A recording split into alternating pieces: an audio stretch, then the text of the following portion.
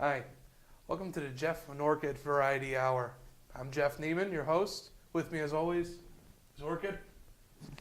We're here this afternoon with Steven Anderson. Hi, Steven. How are you? Good. How you doing, Jeff? Steven, it's come to my understanding that you have recently had a life-altering experience. Tell us what happened. All right. Well, in my first semester here at Eastern, I started to get sick in early October. I was very pale, felt very weak, couldn't eat much.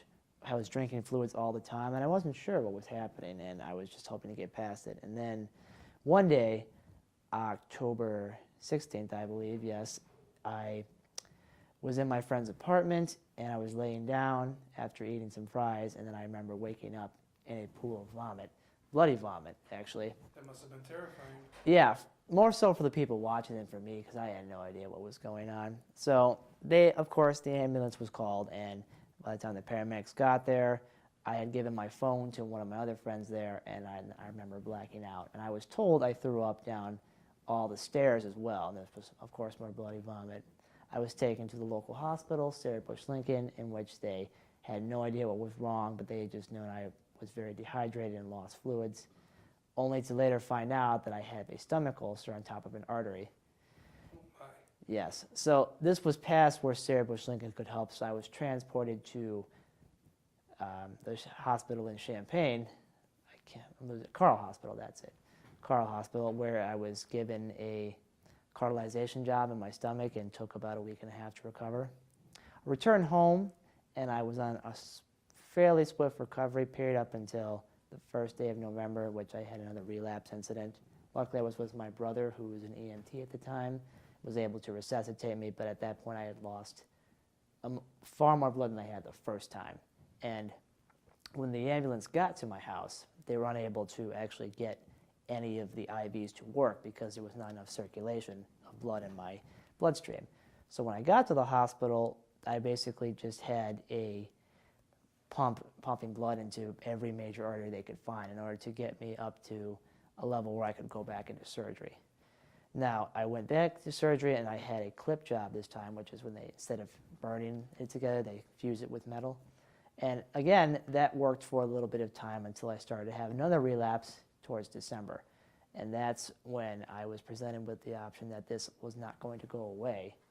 I had to have surgery, major invasive surgery, in order to get rid of it. Now, Steve, with this incredibly life-threatening operation coming up in your life, how does it make you feel, and what happened with the surgery? Well, I was obviously very nervous about it, considering the fact that after having so many blood transfusions and numerous times under the anesthesia already, I was worried about what was going to happen. And for the next 2 days, I probably was unable to sleep unless I was aided with the help of painkillers or anything like that. You know, it's very nerve-wracking to think that you're basically dying, and you could probably die after the surgery is over, and it's your last chance to get past it. I understand the anxiety with that would be quite tremendous. It is. I must tell you, like I said, I already had lost a bunch of sleep as a result of being in the hospital, and at this point I didn't sleep at all in the days leading up to the surgery. And when I did, ironically, it was originally scheduled for 8 o'clock at night, but then it was moved to 10 o'clock in the morning, which was a shock to me and everybody else who had planned around it. So we came in, my stuff was taken, I went in the waiting room, and the doctor explained to me that it was going to be what I had before, which is called a scope, which is where they simply stick a camera down and look in your stomach and do whatever procedures are there. Except this time he would tattoo the area that was to be removed, and then I would have my stomach cut open and the top part of what was my very shrunken stomach at the time removed, which, because it was so small, was a significant portion of it. The surgery, as I remember, went off without a hitch. I did wake up in a recovery room in the most immense pain I've ever been in before. The nurse would give me a scale of 1 to 10, and I was on 12 for probably the first 30 minutes. Well, we're very glad the procedure went well for you and everything. We're very glad to have you here today, but what was the recovery process like? How long did that take you? Well, the recovery process, of course, was very hard. There's the initial first few days afterwards in which you're basically covered in pain meds and you can't feel anything because you're in an immense amount of pain. The wound is very fresh. So it's hard at first because you're not allowed to eat. You have a tube through your nose into the stomach draining out basically waste and pus and other things that are happening while the stomach is recovering. You basically can't eat. Again, sleeping is sort of difficult without the aid of pain medication. But my family and friends came to visit numerous times.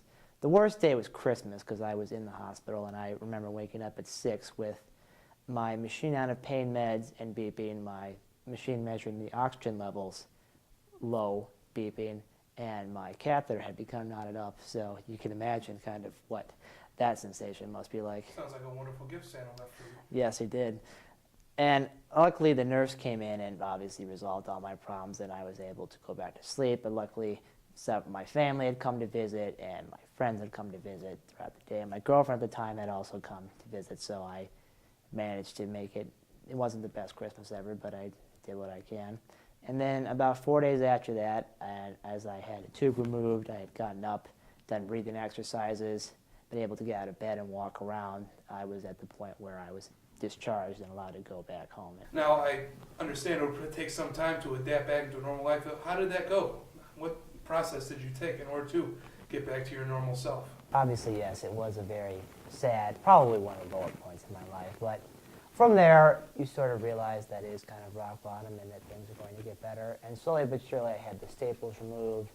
I was able to eat more and improve to eat more things. The pain subsided, so you wouldn't need as much medication. And I managed to get healthy enough to come back down to school and visit friends and hang out with people at home who were around. And basically did that until late May, in which I was taking on a vacation to Florida. And that was kind of a very nice way to realize I'm pretty much past the recovery period.